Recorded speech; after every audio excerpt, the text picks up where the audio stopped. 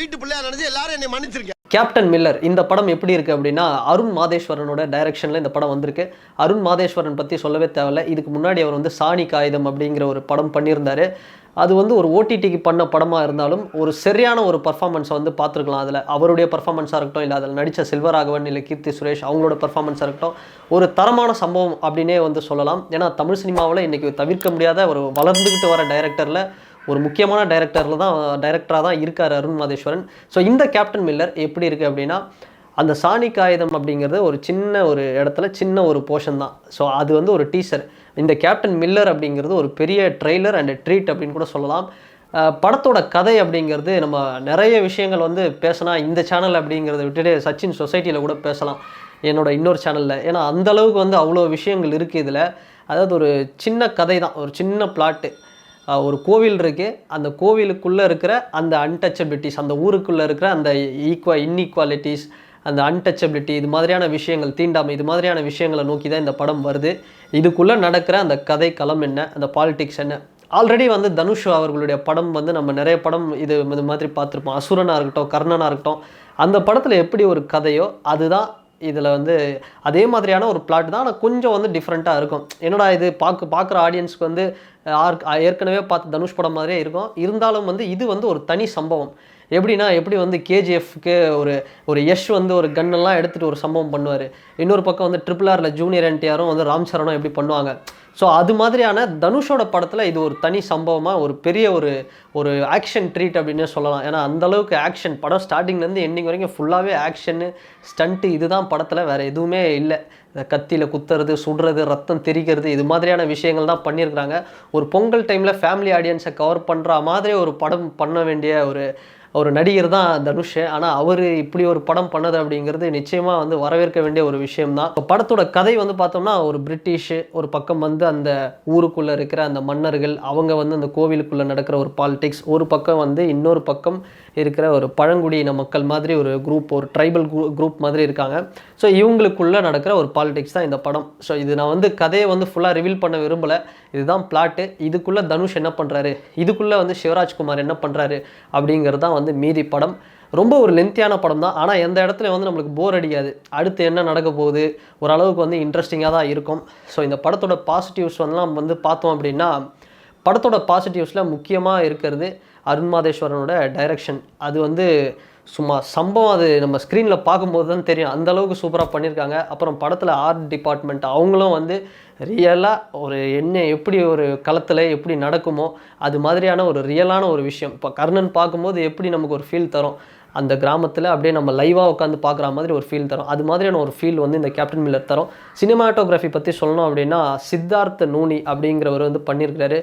இவர் யார் அப்படின்னு பார்த்தோம்னா, இவர் வெந்து தணிந்தது காடு படத்தோட சினிமாட்டோகிராஃபர் தான். அதுவே ஒரு ஆக்ஷன் படம் தான். ஆனால் அதை விட இது எக்ஸ்ட்ரா ஆக்ஷன். இதுலேயும் வந்து சூப்பராக பண்ணியிருக்கிறாரு அப்படின்னு தான் சொல்லணும் கேப்டன் மில்லரை. அப்புறம் இந்த படத்தில் இருக்கிற இன்னொரு ப்ளஸ் பாயிண்ட் என்ன அப்படின்னா, படத்தில் இருக்கிற கேஸ்டிங்ஸ். அதாவது வராங்க வந்துக்கிட்டே இருக்கிறாங்க. அந்த மாதிரி வந்து அவ்வளோ பேர் இருக்கிறாங்க இதில். ஒரு கேரக்டரும் வந்து சும்மா நச்சுன்னு ஒரு சீனுக்கு வந்துட்டு போயிட்டே இருப்பாங்க. அந்த மாதிரியான கேரக்டர்ஸ் தான் இதில் இருக்காங்க. தனுஷாக இருக்கட்டும், இல்லை கன்னட நடிகர் வந்து சிவராஜ்குமார், அவரோட என்ட்ரி ஃபஸ்ட் ஹாஃபில் கொஞ்சம் நேரம் வருவார். அப்புறம் செகண்ட் ஹாஃபில் கிளைமேக்ஸில் வந்து மாஸ் காட்டுவார். எப்படி ஜெயிலரில் என்ன விஷயம் பண்ணாரோ அதே தான் இதுலேயும் பண்ணியிருக்கிறாரு. கொஞ்சம் வேறு மாதிரி பண்ணியிருக்கிறாரு, கொஞ்சம் மாஸாக செம்மையாக பண்ணியிருக்கிறாரு அப்படின்னே சொல்லலாம். ஜெயிலர் நிகருக்கு இல்லை, இருந்தாலும் ஓரளவுக்கு மாஸாக பண்ணியிருக்கிறாரு அப்படின்னே சொல்லலாம். அப்புறம் நிறைய காஸ்டிங்ஸு எல்லாரையும் நடிக்க வச்சுருக்காங்க. பிரியங்கா மோகன் அவங்க வந்து இப்படியெல்லாம் நடிப்பாங்களா, அதாவது கீர்த்தி சுரேஷ் வந்து சாணி காகிதமில் என்ன ஒரு பர்ஃபார்மன்ஸ் பண்ணாங்களோ கிட்டத்தட்ட அதே மாதிரியான ஒரு வீரி, ஒரு சூரி மாதிரியான ஒரு பர்ஃபார்மன்ஸ் தான் பண்ணியிருக்கிறாங்க பிரியங்கா மோகன் அப்படின்னு தான் சொல்லி ஆகணும். அவங்களோட பர்ஃபார்மன்ஸும் வந்து ரொம்ப நல்லா இருக்குது. சந்தீப் கிஷன் அவர்கள் வராரு, அதித்தி பாலன் அவங்க ஒரு முக்கியமான கேரக்டர் பண்ணியிருக்கிறாங்க. அப்புறம் நம்ம ஜான் கொக்கேன், நம்ம சார்பேட்டா படத்தில் வர வேம்புலி, அவருடைய கேரக்டர் அப்படிங்கிறது நிச்சயமாக இந்த படத்தில் ஒரு பெரிய கேரக்டர் அப்படின்னு சொல்லலாம். அப்புறம் ஜெயபிரகாஷ் அவருடைய கேரக்டரும் வந்து ரொம்ப நல்லா இருக்கு. ஸோ இதோட சேர்த்து ஒரு சில கேரக்டர்லாம் இன்னும் கொஞ்சம் அழுத்தமாக இருக்குது அப்படின்னு சொல்லணும் அப்படின்னா, நிச்சயமாக இளங்கோ குமரவேல் அவரை வந்து நம்ம பாராட்டி ஆகணும். அபியும் நானும் படத்தில் ஒரு பெக்கர் ஒரு கேரக்டராக பண்ணியிருப்பார்.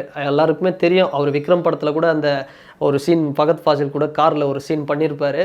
அவர் வந்து அவருடைய கேரக்டர் அப்படிங்கிறது இந்த படத்தில் ஒரு பெரிய ப்ளஸ். அவர்லாம் வந்து எங்கே இருக்கிறாருன்னு தெரியல, ஆனால் எனக்குன்னு இந்த தமிழ் சினிமாவில் ஒரு இடம் இருக்குது அப்படிங்கிற மாதிரி ஒரு முத்திரை ஏதாவது ஒரு படத்தில் பதிவு பண்ணிட்டு போகிறாரு. அவருடைய ஆக்டிங்கும் நல்லாயிருக்கு. அப்புறம் விஜய் சந்திரசேகர் அவங்க வந்து ஒரு எப்படி சொல்கிறதுனா, இப்போ ராதிகா மேடம் மாதிரி ஒரு ஆக்ட்ரஸ் தான் அவங்க. அவங்களுக்கான ரோல் அப்படிங்கிறது ஒரு சூப்பராக இருக்கிற ஸ்பேஸில் ரொம்ப அழகாக பண்ணக்கூடியவங்க. அவங்களுடைய ரோல் சின்னதாக இருந்தாலும் ரொம்ப நல்லா பண்ணியிருக்காங்க. அப்புறம் லக்கி சாம், தமிழ் சினிமாவின் ஒரு லக்கி சாம் என்று சொல்லக்கூடிய காளி வெங்கட் சார், அவருடைய கேரக்டர் வந்து பேசி ஆகணும். ஒரு குமஸ்தா மாதிரியான ஒரு வித்தியாசமான கேரக்டர், ஒரு நரித்தந்திரம் மாதிரியான ஒரு கேரக்டர் பண்ணியிருக்கிறாரு. அவருடைய கேரக்டரும் சூப்பராக இருக்குது. ஸோ இந்த மாதிரி வந்து ஒரு கேஸ்டிங்ஸ் மட்டும் இந்த படத்தில் அப்படியே சொல்லிக்கிட்டே போகலாம். அவ்வளோ பேர் இருக்காங்க, எல்லாமே வந்து சூப்பர். இந்த பிரிட்டிஷாக வர வெள்ளைக்காரங்களாக இருக்கட்டும். கேப்டன் மில்லரோட படத்தில் இன்னும் 2 விஷயத்தை நம்ம பேசி ஆகணும் அப்படின்னா, ஒரு பாசிட்டிவாக ஸ்டண்ட்டை பற்றி நம்ம பேசி ஆகணும். திலீப் சுப்ராயன் மாஸ்டர் வந்து பண்ணியிருக்கிறாரு. எப்படி சொல்கிறதுனா, கிட்டத்தட்ட வந்து இது வரைக்கும் நம்ம இந்த ஒரு தனுஷ் படம் இது மாதிரி பார்த்துருக்க மாட்டோம். அவ்வளோ ஒரு ஸ்டண்ட், அவ்வளோ ஒரு ஆக்ஷன், சும்மா அப்படியே ஒரு ஆக்ஷன் ட்ரீட் இருக்கும். இந்த படம் தீபாவளிக்கு வர வேண்டிய படம், சும்மா அடித்தடி தமால் டுமில் அப்படி தான் இருக்குது. ஆனால் இந்த படம் மாறி பொங்கலுக்கு ரிலீஸ் ஆகிருக்கு. ஆனால் எப்படி அப்படி ஓடப்போகுது, இன்னும் எவ்வளோ கலெக்ஷன் பண்ண போகுது அப்படிங்கிறத வெயிட் பண்ணி தான் பார்க்கணும். அதே மாதிரி இன்னொரு ப்ளஸ், ஜிவி பிரகாஷ் எப்படி வந்து ஒரு அசுரனில் பிஜிஎம் போட்டு அந்த படத்தையே அப்படி தூக்கி நிப்பாட்டினாரோ, அது மாதிரியான ஒரு வேலை தான் இதுலேயும் பண்ணியிருக்காரு. ஆனால் பிஜிஎம் வந்து நமக்கு வீட்டுக்கு வந்த உடனே மைண்டில் ஓடுற மாதிரி அந்தளவுக்கு இல்லைனாலும், படம் பார்க்கும்போது சாங்ஸு, அதில் வர அந்த மாண்டேஜஸில் வர அந்த மியூசிக்காக இருக்கட்டும், எல்லாமே வந்து பக்காவாக சூப்பராக பண்ணியிருக்கிறாங்க அப்படி தான் சொல்லணும். ஜிவி அவருடைய ரோல் அப்படிங்கிறத சூப்பராக பண்ணார். ஸோ இந்த படத்தோட நெகட்டிவ்ஸ் என்ன அப்படின்னு பார்த்தோம் அப்படின்னா, ஆல்ரெடி வந்து தனுஷ் அவர்களுடைய படங்கள்லேயே நம்ம பார்த்த ஒரு கதை தான் இந்த அசுரனாக இருக்கட்டும், இல்லை கர்ணனாக இருக்கட்டும். கிட்டத்தட்ட கர்ணன் மாதிரியான ஒரு சப்ஜெக்ட் தான் இது. கர்ணனில் எப்படி வந்து தனுஷ் போவார், திரும்ப வருவார், சண்டை போடுவார், அதே மாதிரி தான் இந்த படத்துலையும் சில விஷயங்கள் ட்ராவல் ஆகிட்டுருக்கு. ஆல்ரெடி வந்து பார்த்த விஷயமா இருந்தாலும் கூட, ஆனால் பெரிய அளவில் போர் அடிக்கல. இருந்தாலும் வந்து இது மாதிரியான சில விஷயங்கள் வந்து தொடர்ந்து தனுஷ் வந்து இதே மாதிரியான கதைக்களத்தில் பண்ணிகிட்டே இருந்தார்னா, அது வந்து கொஞ்சம் ஃப்யூச்சரில் திகட்டிடுமோ அப்படின்றது. ஏன்னா கொஞ்சம் இது மாதிரியான விஷயங்கள் பேசுகிறது ரொம்ப நல்ல விஷயந்தான். ஆனால் களத்தில் பேசுகிறது அப்படிங்கிறது இன்னும் ஒரு நல்ல விஷயம். ஆனால் சினிமாவிலையும் ஒரு பாலிடிக்ஸ் இருக்குது. சினிமாவிலையும் வந்து அந்த டிவைடண்ட் இருக்குது.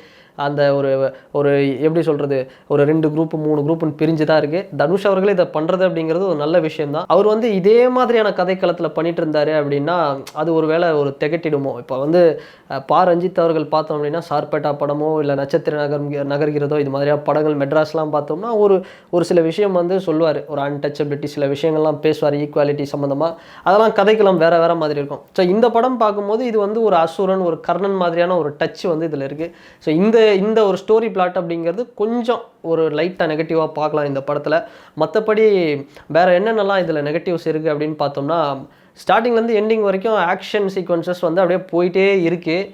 இது வந்து எப்படின்னா, இந்த படத்தோட டியூரேஷன் அப்படிங்கிறது ஒரு நெகட்டிவ் அப்படின்னு சொல்லலாம். ஏன்னா டியூரேஷன் பார்த்தோம்னா கிட்டத்தட்ட அப்படியே ஒரு 2 மணி நேரம் 45 நிமிஷம் வரலாம் அப்படியே போயிட்டே இருக்குது அது பாட்டு. ஸோ அந்தளவுக்கு வந்து டியூரேஷன் அப்படிங்கிறது இந்த படத்தில் இன்னும் கொஞ்சம் ட்ரிம் பண்ணியிருந்தாங்கன்னா ரொம்ப நல்லா இருந்திருக்கும். ஸோ மற்றபடி வந்து இந்த படத்தில் வந்து பெருசான வந்து நெகட்டிவ்ஸ் அப்படின்னு வந்து சொல்ல முடியல. ஏன்னா ஒரு சின்ன கேரக்டர்ஸும் வந்து எல்லாருமே இந்த படத்தில் நீங்கள் எந்த டிபார்ட்மெண்ட் எடுத்தாலும் எல்லாருமே இதில் வந்து அவங்களோட முழு உழைப்பை போட்டு ஒரு ப்ளஸ்ஸு, ஒரு பாசிட்டிவிட்டியை க்ரியேட் பண்ணி ஒரு நல்ல உழைப்பை வந்து போட்டிருக்காங்க.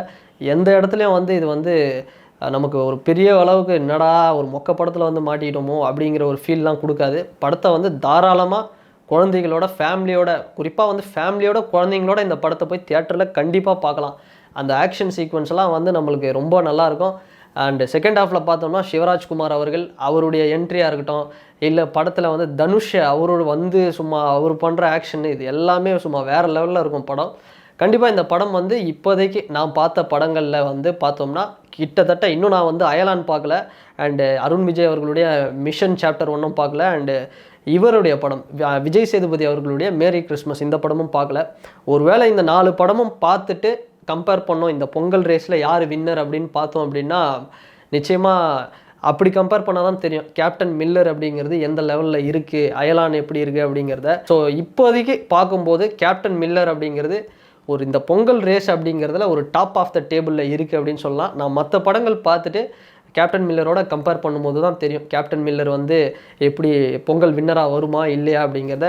ஸோ மொத்தத்தில் பார்த்தோம் அப்படின்னா தனுஷ் ஃபேன்ஸுக்கும் சரி, ஃபேமிலி ஆடியன்ஸுக்கும் சரி, இல்லை ஒட்டுமொத்த எல்லா ஆடியன்ஸுக்கும் சரி, இந்த படம் நிச்சயமாக வந்து ஒரு பெரிய அளவு சக்ஸஸ் இல்லைனாலும் தியேட்டரில் போய் ஒரு வாட்டி அப்படியே ஜாலியாக வந்து ஒரு அந்த ஆக்ஷன் சீக்வன்ஸ் எல்லாம் ஜாலியாக என்ஜாய் பண்ணிட்டு வர அளவுக்கு வந்து நிச்சயமாக படம் இருக்கும். அதே மாதிரி இந்த வீடியோவில் வந்து ஒரு விஷயம் நான் வந்து இங்கே சொல்ல விரும்புகிறேன். நீங்கள் எந்த படம் பார்த்தாலும் சரி, நீங்கள் இந்த 4 படத்தில் ஒரு படம் பார்த்தாலும் சரி, தயவுசெய்து வந்து தியேட்டரில் போய் பாருங்கள் படத்தை. ஏன்னா அவ்வளோ கஷ்டப்பட்டு அவ்வளோ பொருட்செலவில் எவ்வளோ உழைப்பு, எத்தனை பேரோட உழைப்பை போட்டு எடுக்கிறாங்க. சில பேர் வந்து தமிழ் ராக்கர்ஸு இது மாதிரியான இதெல்லாம் போட்டு இது பண்ணுறாங்க. எவ்வளோ வீண் செலவுலாம் பண்ணுறோம், நம்ம வந்து சொல்லலை, எவ்வளோ வீண் செலவு பண்ணுறோம். ஒரு படம் பார்த்தாலும் ஒரு 150 ரூபா கொடுத்து தியேட்டரில் போய் பார்த்து ஏதோ ஒரு படம், அது அயலானோ இல்லை கேப்டன் மில்லரோ ஏதோ ஒரு படத்தை தியேட்டரில் போய் பாருங்கள். அது வந்து இத்தனை பேரோட உழைப்புக்கு வந்து கொடுக்குற ஒரு மரியாதையாக இருக்குமே தவிர மற்றபடி ஒரு டெலிகிராமில் டவுன்லோட் பண்ணுறது, பைரசியில் வந்து டவுன்லோட் பண்ணுறது, இந்த தமிழ் ராக்கர்ஸ்லாம் டவுன்லோட் பண்ணி பார்த்துட்டு இல்லை நல்லா இல்லை, இது கேவலமாக இருக்குது, அது கேவலமாக இருக்குது அப்படின்னு சொல்கிறது அப்படிங்கிறது அது வந்து ஒரு தேவையில்லாத விஷயம். ஸோ படத்தை போய் தியேட்டரில் பாருங்கள். பார்த்துட்டு இந்த கேப்டன் மில்லர் எப்படி இருக்குது அப்படிங்கிறத நீங்கள் கமெண்ட் செக்ஷனில் பதிவிடுங்க. அண்ட் இந்த வீடியோ உங்களுக்கு பிடிச்சிருந்தா லைக் பண்ணுங்கள், ஷேர் பண்ணுங்கள், கமெண்ட் பண்ணுங்கள், சப்ஸ்கிரைப் பண்ணுங்கள். அண்ட் வேறு ஒரு வீடியோவில் வேறு ஒரு கண்டென்ட்டில் நான் உங்களை பார்க்குறேன். பாய்.